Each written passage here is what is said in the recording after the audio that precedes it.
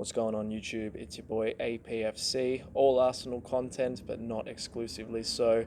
I am back here to do another video for you today, and we're going to be talking about Gabriel Martinelli this evening.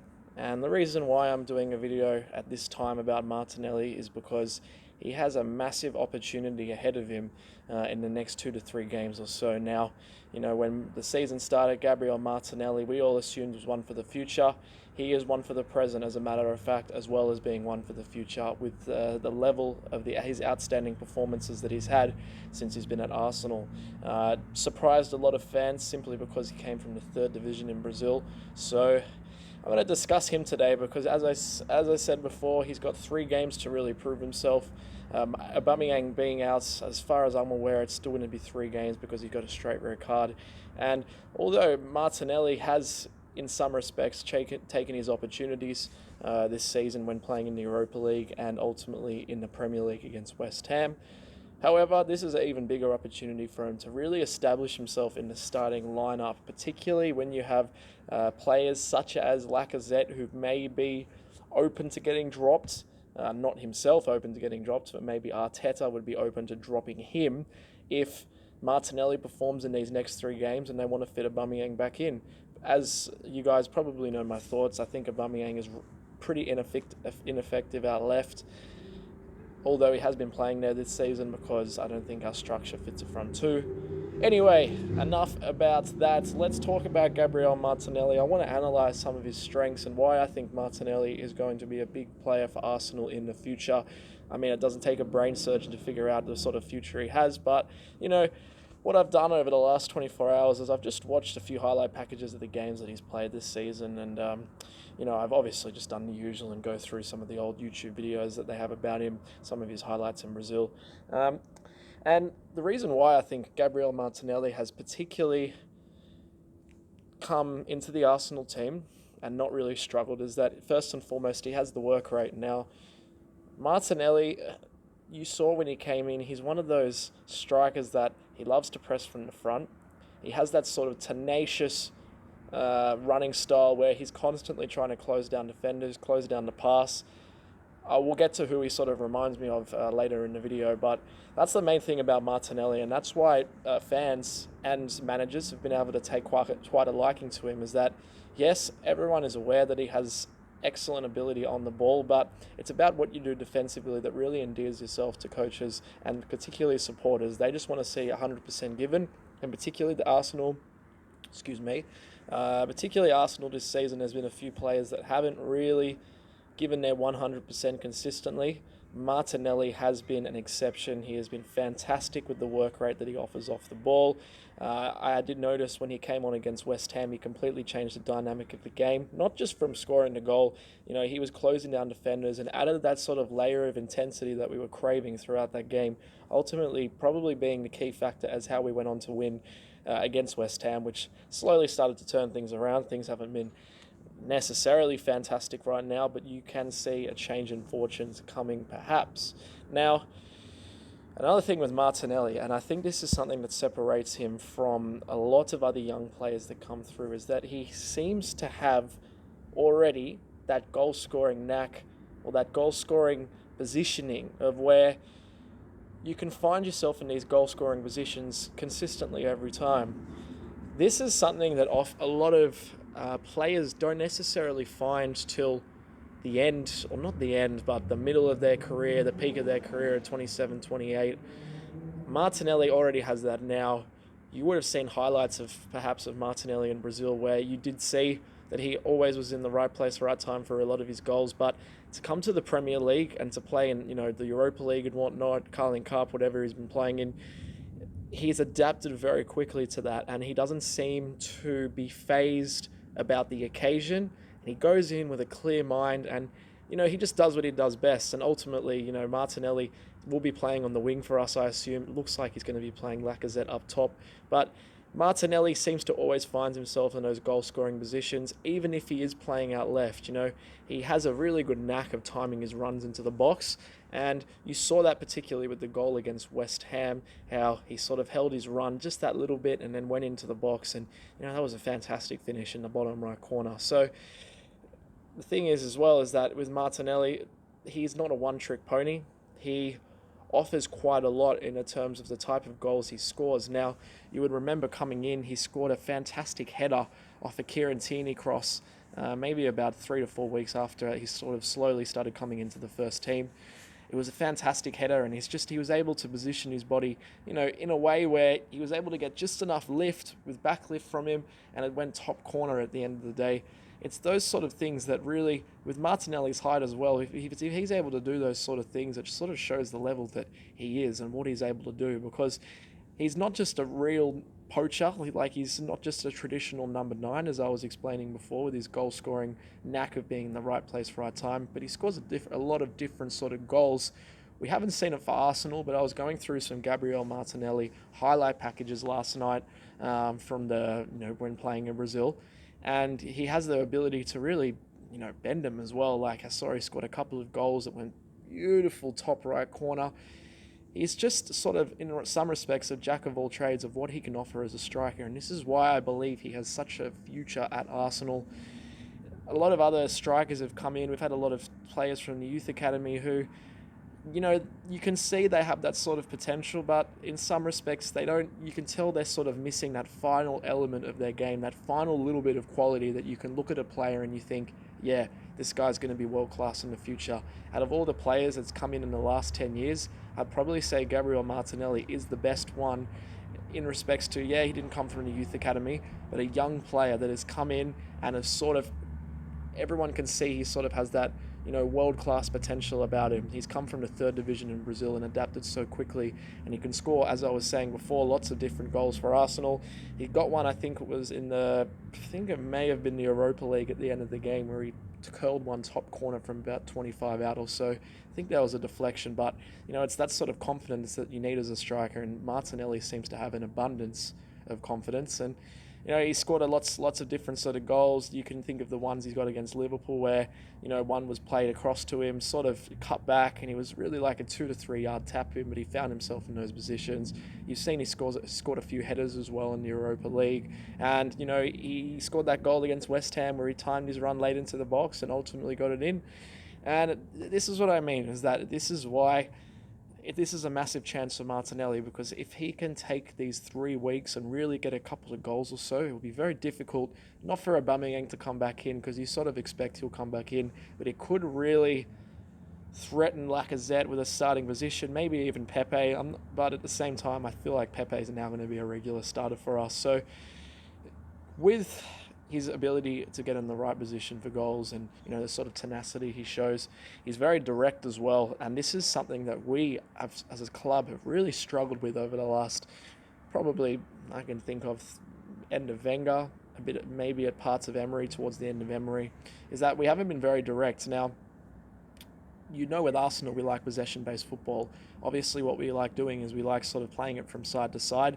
But what we found, particularly under the end of the Emery era and even under the end of the Wenger era at times, is that we were just playing sort of backwards, sideways football where, you play it back to defenders and then they'd play it maybe out to Bellerin or Kolasinac. They'd play it to Xhaka, they play it back. And then vice versa, they go the other way around and then they, go back to the right. And it sort of was no real punch in our attack. And what I like about Martinelli is that wherever he gets the ball in wide positions or if he's playing centrally, he's always very direct. He's always looking to take players on.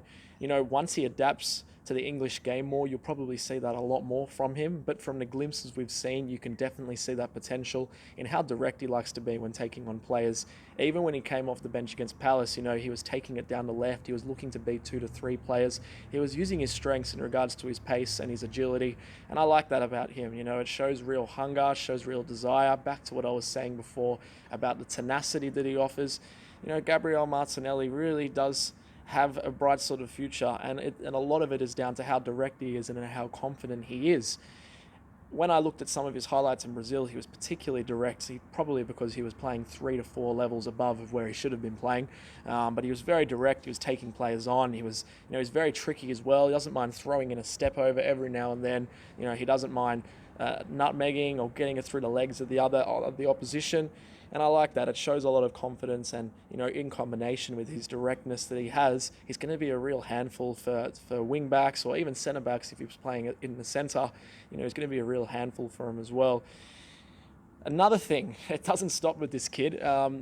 Considering, I wanted to bring this point up because he probably will be playing on the wing over the next 3 games or so, is that what I like about Martinelli is that in regards to his crossing, he's not really a one-trick pony. Now, some of the assists Martinelli's got this year, I've noticed he's either smashed them towards the near post, sort of on the ground, and then I did notice one that he did this year, I think it was for Aubameyang in the Europa League, where he had the intelligence, even when he was running at some pace, to not just smash it into the box, but to sort of do that slower cutback. He knew Aubameyang would be there, and of course Aubameyang, doing what he does best, puts it in the back of the net. Now, again, footballing intelligence, this kid has an abundance of it, more so than you see from a lot of young players that come into any sort of youth team setup.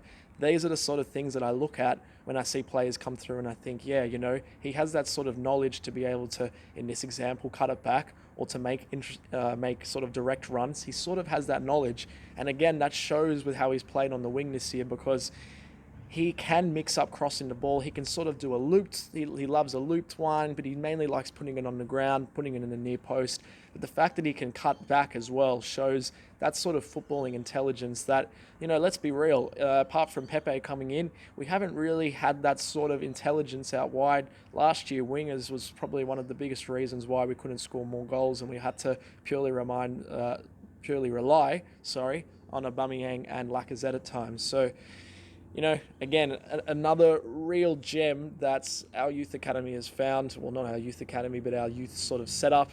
Edu found Gabriel Martinelli, and, with that sort of level of confidence and footballing knowledge that he has, he's going to be a fantastic player for us as well.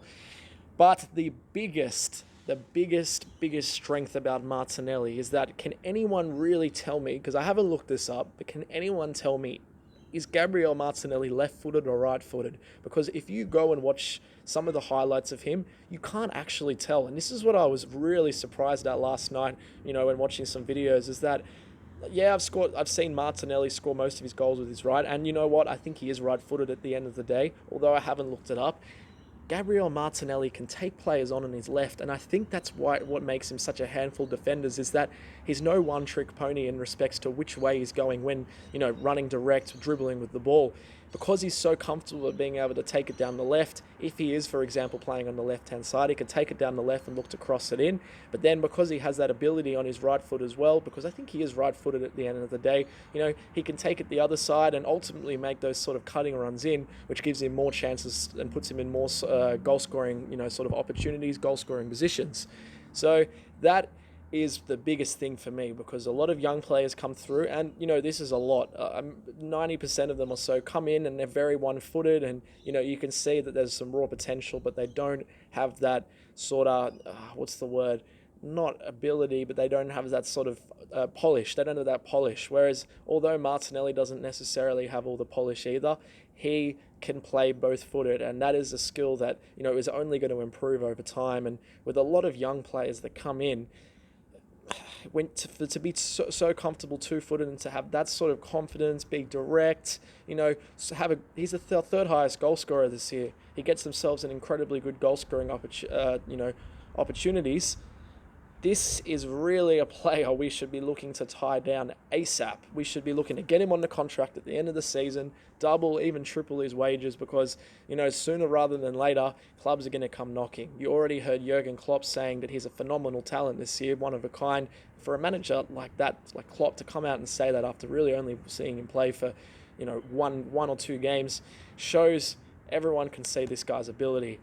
What he reminds me of as a player, he reminds me of two players, and it's a bit of a weird sort of combination, but I could be wrong here, is that he reminds me of Luis Suarez in respects to his tenacity, the type of all sorts of goals he's able to score, how direct he is and how much of a competitor he is. But he also sort of reminds me of Gabriel Jesus in the respect that he's got that poaching ability where he can be in the right place at the right time. Although yes, Suarez does have that, Suarez gets most of his goals by, he's a freak of nature, so he gets most of his goals by, taking on a couple of players, or he scores a lot of goals outside the box. And yeah, Suarez is a poacher, but, you'd probably say out of Gabriel Jesus and Suarez, Gabriel Jesus is the more so of the poacher sort of striker.